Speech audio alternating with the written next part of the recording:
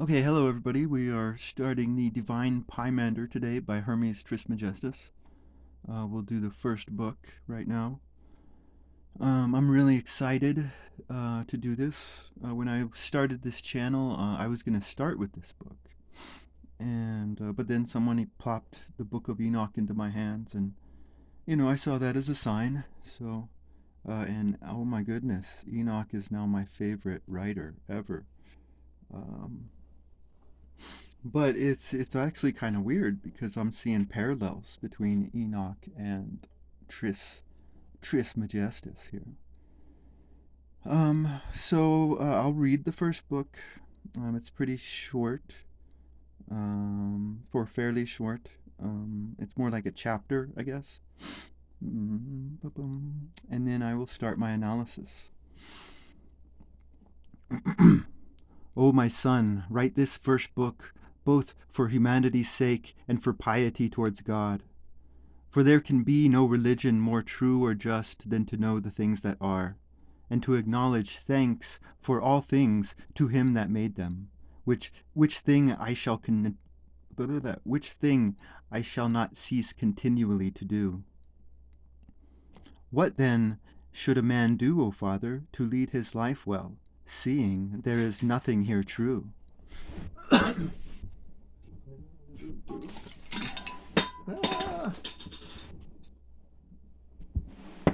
Oh, anyways, also before we begin, I think I've unsealed some of this, just like I think I've unsealed some of the Book of Enoch. So I'm here to, just start a conversation about these books and try to unseal them with you. Tell you what I got. Um, so this is, esoteric book club, I guess. But the secret applies to this. Go watch my The Secret video because the secret applies to this playlist. Be pious and religious, O my son, for he that does so is the best and highest philosopher, and without philosophy it is impossible ever to attain to the height and exactness of piety and religion. But he that shall learn and study the things that are, and how they are ordered and governed, and by whom and for what cause, or to what end, will acknowledge thanks to the workmen, as to a good father, an excellent nurse, and a faithful steward. And he gives thanks, and he that gives thanks shall be pious or religious, and he that is religious shall know both where the truth is and what it is, and learning that, he will be yet more and more religious. For never, O my son, shall or can that soul which, while it is in the body, lightens and lifts up to itself to know and comprehend that which is good and true, slide back to the contrary. For it is infinitely enamoured thereof, and forgetteth all evils. And when it hath learned and known its father and progenitor, it can no more apostatize or depart from that good. And let this, O son, be the end of religion and piety. Whereunto thou art once arrived, thou shalt both live well and die blessedly, whilst thy soul is not ignorant whither it must return and fly back again. For this only, O son, is the way to truth which our progenitors travelled in, and by which, making their journey, they at length attained to the good.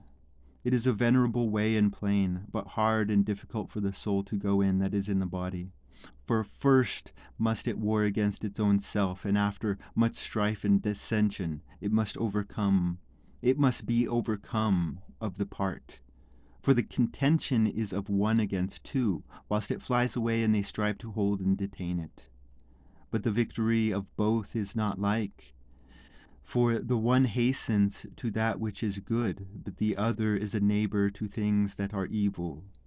And that which is good desireth to be set at liberty, but the things that are evil love bondage and slavery. And if the two parts be overcome, they become quiet and are content to accept of it as their ruler. But if the one be overcome of the two, it is by them led and carried to be punished by its being and continuance here. This is, O son, the guide in the way that leads thither. For thou must first forsake the body before thy end, and get the victory in this contention and strifeful life. And when thou hast overcome, return. But now, O my son, I will by heads run through the things that are. Understand what I say, and remember what thou hearest. All things that are moved. Only that which is not is immovable. Every body is changeable. Not every body is dissolvable. Some bodies are dissolvable. Every living being is not mortal, nor every living thing is immortal. That which may be dissolved is also corruptible. That which abides always is unchangeable. That which is unchangeable is eternal. That which is always made is always corrupted. That which is made but once is never corrupted, neither becomes any other thing. Firstly God, secondly the world, thirdly man. The world for man, man for God. Of the soul, that part which is sensible is mortal, but that part which is reasonable is immortal. Every essence is immortal. Every essence is unchangeable. Everything that is double. None of the things that are stand still. Not all things are moved by a soul, but everything that is moved by a soul. Everything that suffers is sensible. Everything that is sensible suffereth.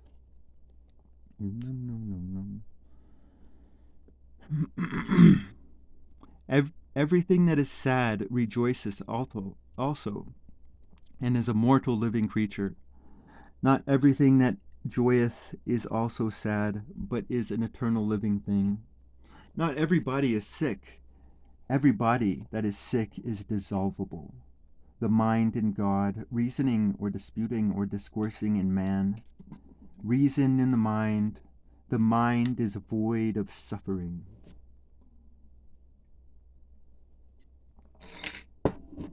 No thing in a body true. All that is incorporeal is void of lying. Everything that is made is corruptible. Nothing good upon earth, nothing evil in heaven. God is good, man is evil. Good is voluntary or of its own accord. Evil is involuntary or against its will. The gods choose good things as good things. Time is a divine thing. Law is human. Law is humane. Malice is the nourishment of the world. Time is the corruption of man. Whatsoever is in heaven is unalterable. All upon earth is alterable. Nothing in heaven is servanted, nothing upon earth free. Nothing unknown in heaven, nothing known upon earth. The things upon earth communicate not with those in heaven. All things in heaven are unblameable. All things upon earth are subject to reprehension. That which is immortal is not mortal. That which is mortal is not immortal. That which is sown is not always begotten, but that which is begotten is always sown. Of a dissolvable body there are two times, one for sowing to generation, one from generation to death. Of an everlasting body the time is only from the generation. Dissolvable bodies are increased and diminished. Dissolvable matter is altered into contraries, to wit, corruption and generation, but eternal matter into itself and its like.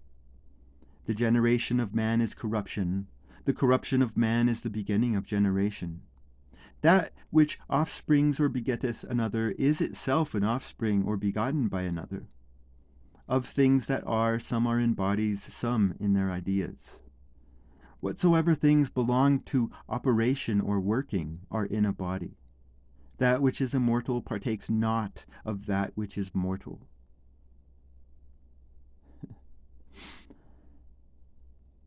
That which is mortal cometh not into a body immortal, but that which is immortal cometh into that which is mortal. Operation or workings are not carried upwards, but descend downwards. Things upon earth do nothing advantage those in heaven, but all things in heaven do profit and advantage all things upon earth. Heaven is capable and a fit receptacle of everlasting bodies, the earth of corruptible bodies. The earth is brutish, the heaven is reasonable or rational. Those things that are in heaven are subject or placed under it, but the things on earth are placed upon it. Heaven is the first element. La, la, la, la.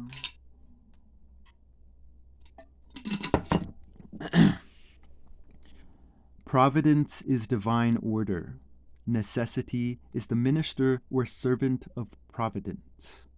Fortune is the carriage or effect of that which is without order, the idol of operation, a lying fantasy or opinion.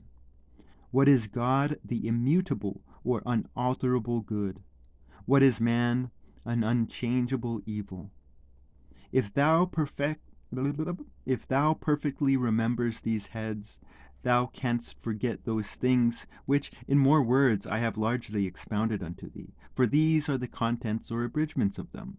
Avoid all conversation with the multitude or common people, for I would not have thee subject to envy, much less be ridiculous unto the many.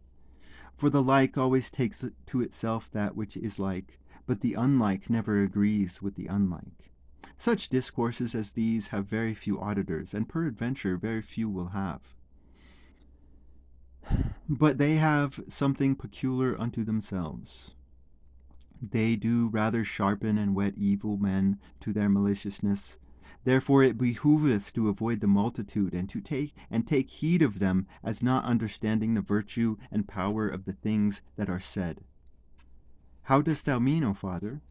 This, O Son, the whole nature and composition of those living things called men is very prone to maliciousness, and is very familiar, and as it were nourished with it, and therefore is delighted with it.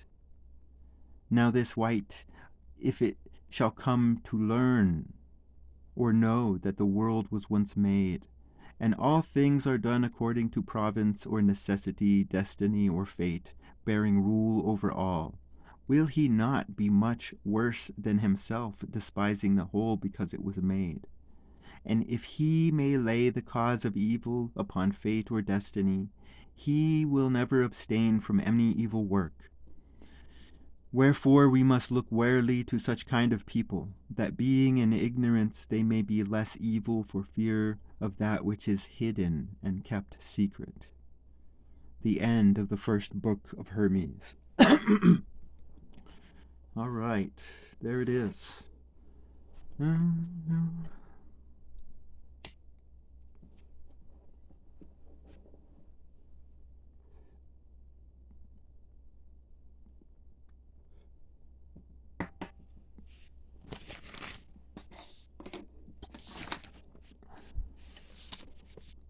Okay, let's see.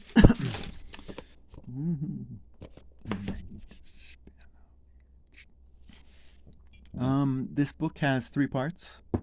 One part a dialogue, the second part a list, and the final part is the conclusion of the dialogue, right? Now, we will begin at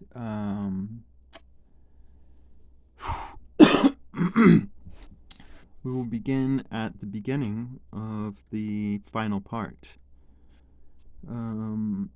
which starts at 82 here. But we will begin at 84.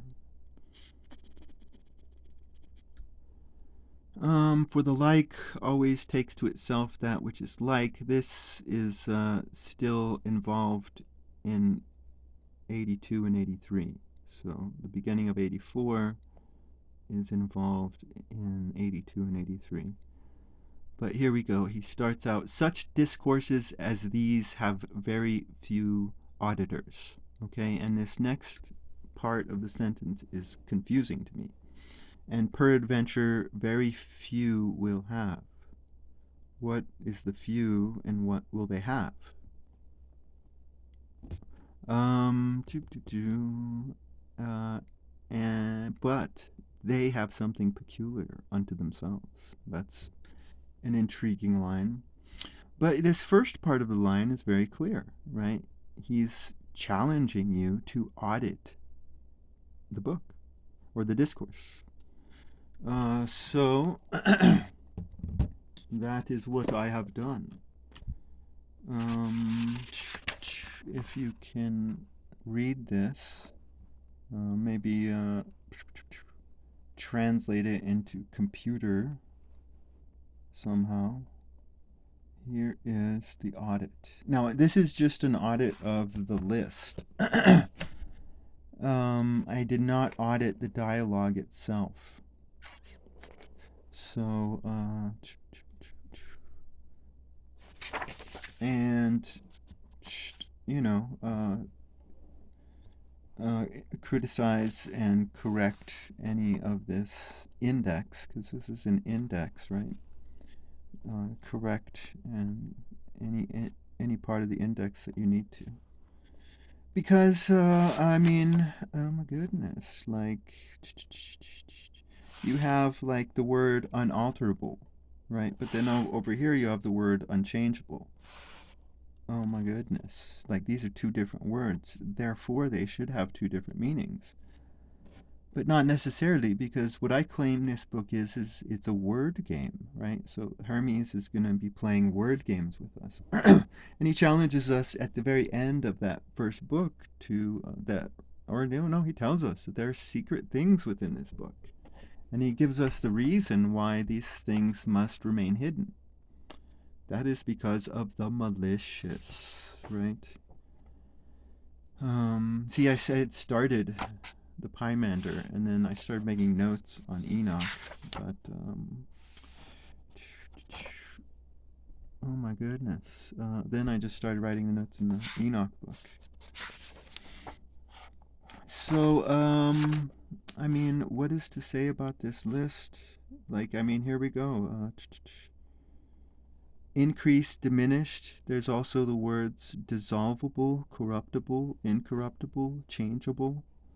I mean, how are these words related, right? And then there's things, right? I mean, like, oh my God. Because not only is there things, but there's everything and no thing and living thing and all things, right? So today we have living thing. There's things. So it's like, I mean, how, like, that's the question. How do you go about this audit, right? Oh my goodness. And I didn't even audit the discourse. So, but let's go. So this is algebra, right? Because much of the list is statements, right? And what is an is? Is an equal sign. So, a man once told me that you can read someone's mind by reading backwards. Maybe a bit cynical, because some people wear their heart and head on a sleeve, and you don't really have to read backwards, because you can just, like, see and read. But anyways, so let's start with what is man? An unchangeable evil, right? This is a word game here. So I got all the evil words, right? Because we have man, and we have unchangeable, and we have evil. So evil, 44, 45, 47, right? That's what we have right here, 44, 45, 47. And you could combine what is man, and you could combine 81 and 47. Evil is involuntary or against its will, right? So what is man? Man is involuntary or against his will. Or you can combine 45 and 47 and get the same thing, right? So this is plus 45 plus 47 equals man is involuntary. Man is evil. Evil is involuntary. Man is involuntary. See, this is just simple algebra right here. And then here's the unchangeable words. And again, this is like that which abides always is unchangeable, I think is the line. But I just put unchangeable equals abides always, right? That which is unchangeable is eternal, right? You can just go unchangeable equals eternal. Every essence is unchangeable, right? So man is eternally involuntary. Oh my God, that sounds terrible, right? What is God? The immutable or unalterable good, right? And then I just started instead of getting all of the involuntary lines, right? What is this sentence? Oh no, this is immovable, right? So here's the question: are these lines related, right? Because immutable and immovable, oh my goodness. I think God is described as immovable at one point. But this is an intriguing line, because even if immutable and immovable are not, if it is true that God is described as immovable,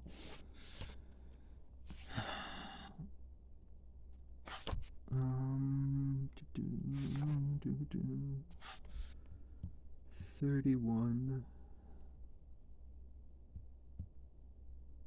None of the things that are stand still. And I put that as immovable. Shit. That which is not is immovable. Okay, I mean, what is it? God is not, right? Like, that's the conclusion. God is not. Unchangeable, abides always, and eternal. God is eternally not, right? God is good, man is evil, right? Good is voluntary. God is voluntary, right? Good is voluntary. God is voluntary. You see this?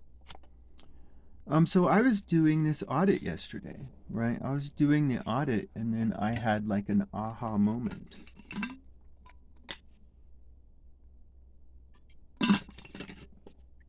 Because there is a line in this list where I don't even know where it is. It's it's unalterable. Unalterable. Malice is the nourishment of the world.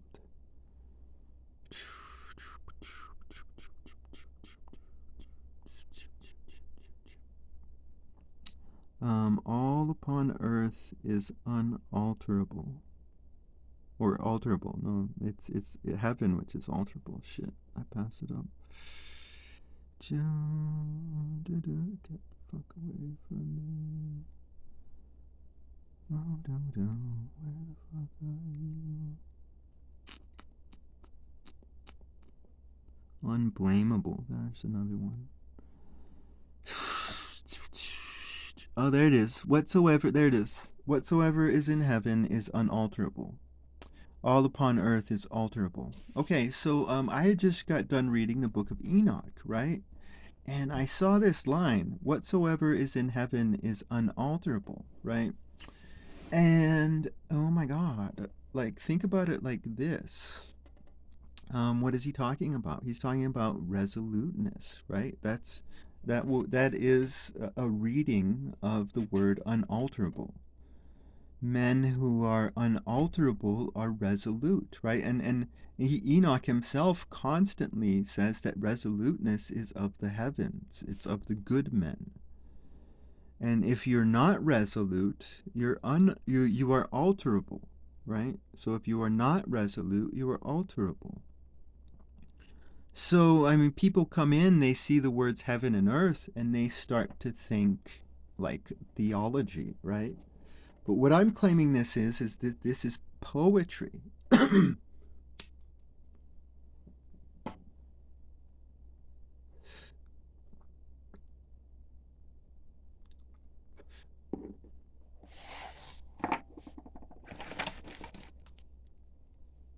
So think about it like this, right? You have two followers of Hermes, right? They're standing right here. They're talking, chilling. And then along comes a man while they're talking, and this man begins to do something, right? But then halfway through, he just stops and then walks away, right? And so one Hermes follower says to another, right? He's like, all upon earth is alterable, right? And the second Hermes follower starts to laugh, right? But probably within. So do you hear that? These are like wise men sayings.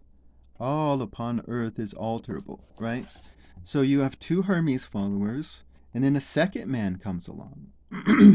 And the second man, he starts to do something, and he sees it through to completion. So one Hermes follower says to another, whatsoever is in heaven is unalterable. Right? So that is poetry, right?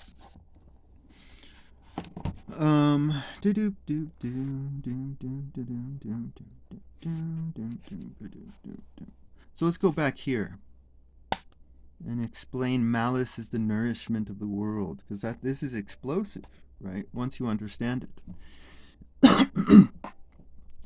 So, let's go back to here. God is voluntary. Good is voluntary.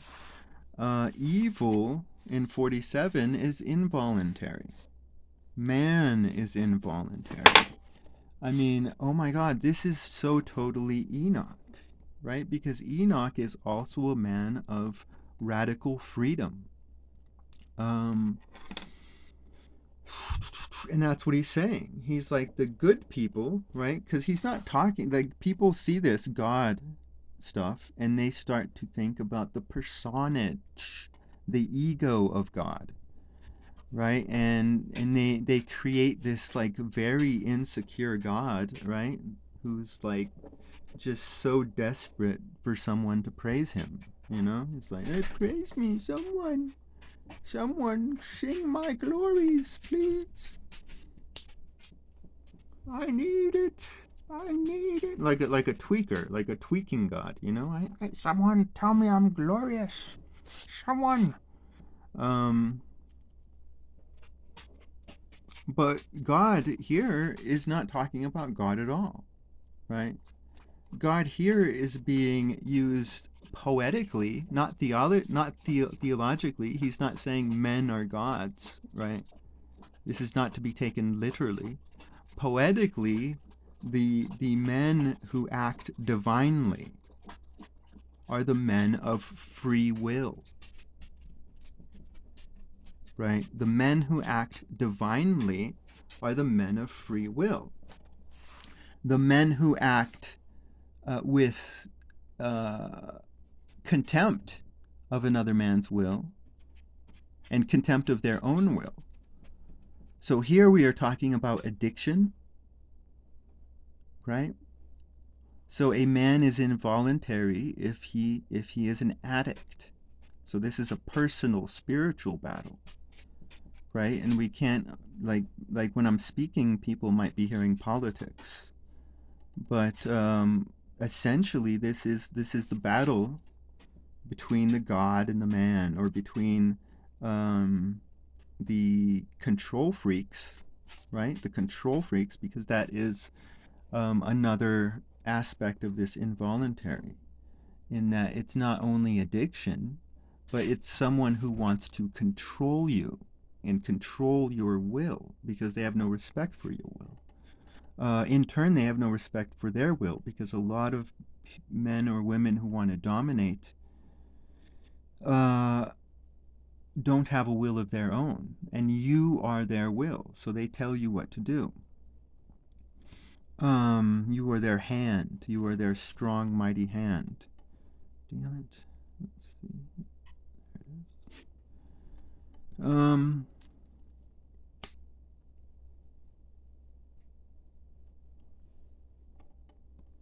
So that's what he's saying here, right? Good is voluntary, or of its own accord. That's like a freedom statement, right? Good is voluntary or of its own accord, right? And there's definitely like a smugness to this. I mean, there's totally kind of a smugness to this. But I mean, there's also like, oh my God, like a lightheartedness to this, right? Because let's go back to the beginning. What do we see, right? I mean, you think, because there's two faces to this, right? There's two faces to this text. It's like a statue, that one statue that has two faces, right? This is a text that has two faces. Because think about what he's saying, right? I mean, this is a man of radical freedom. This is like, if there's a God out there, this God respects your will. Like, oh my God, this is a God of freedom. This is God that respects your will. And we should respect the will of others. Right? So this is what good is. So, oh my God. So the first time you heard this, you're thinking like dumb religious people, right? That's what you're thinking. And a lot of dumb religious people are going to read this, and they're not going to see it, right? Because we now have to go back and reinterpret this in the light of what he's saying, right? Because what is God? God is voluntary, right? So what would it mean to be pious? Well, it would mean to be free. What would it mean to be religious? It would mean to be you, the you that you choose to be, and who are unblameable, right? You are unblameable. Do not let others blame you. So, what would malice be? Malice would be disrespecting your will, right? So, those who disrespect your will. So, malice is the nourishment of the world. Disrespect of your will is the nourishment of the world. Do you hear that, right? So let's say that in another way. Disrespecting your will feeds others, right? So the man who disrespects your will has a motherly justification. Do you hear this? Right? They are the motherly good guys, and you men of free will, are the bad guys. You are blamable. Do you hear this? Do you hear all this language? But you go back to here, and it's like you reread this. Malice is the nourishment of the world. Like, these are little wise men sayings, and this is like this is just like Enoch, right? Because Enoch talks about the devourers, right? I mean, do you hear that language? This is about human behavior. This is about good behavior and bad behavior. And good behavior is being free, right? Being voluntary. While bad behavior is involuntary. It's devouring another. Oh my goodness. Like, that's a bad relationship right there. All right, we will continue this later.